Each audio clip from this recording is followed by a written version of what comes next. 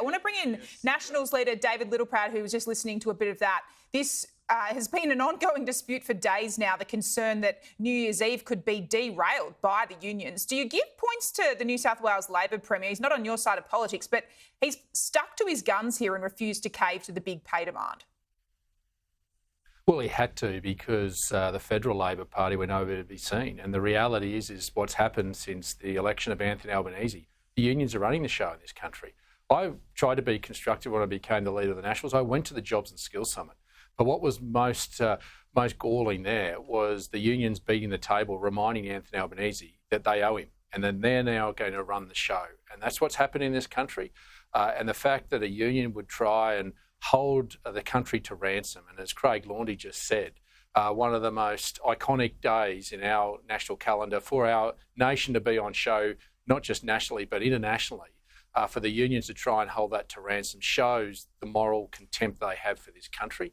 And just thinking about, if they're the workers' friends, what about all those workers that could have lost their jobs and lost those hours of work at the penalty rates they get because one union forgot about the rest of the workers that were going to be lost in all this? It's not about big business. It's about making sure our country runs and runs properly.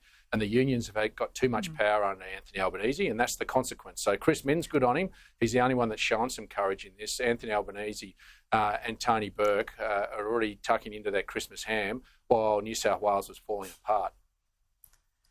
I wanted to ask you about our top story, this concerning development that an Australian man seems to have been captured by Russia fighting in Ukraine. There's talk about, potential of what's being framed as a prisoner swap, although I'd point out the man who wants to be swapped in the Russian consulate isn't actually technically a prisoner.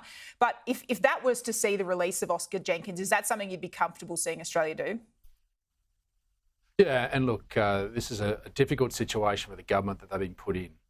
And this isn't something that Australians need to rush to think that it's a great adventure running to the Ukraine. That's a war zone, and bad things are going to happen.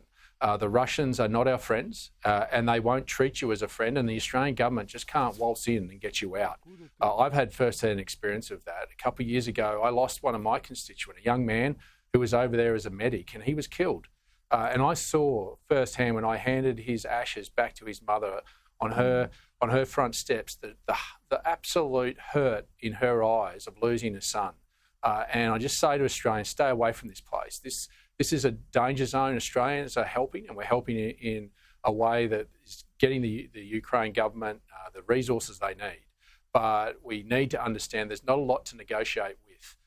And this gentleman that's held up in the Russian embassy isn't a prisoner. He's there on his own volition because he's running away from charges from our law. Now, I think the government needs to be given the space to work through this and to work through this constructively. And if there are options available, then obviously with the appropriate briefings, I think the coalition stands ready to support them in whatever endeavours they can do. But just appreciate this is a difficult situation that the Australian government's been put in, and that Australians should understand there is no magic wands for any government to be able to negotiate with Russia, so stay away.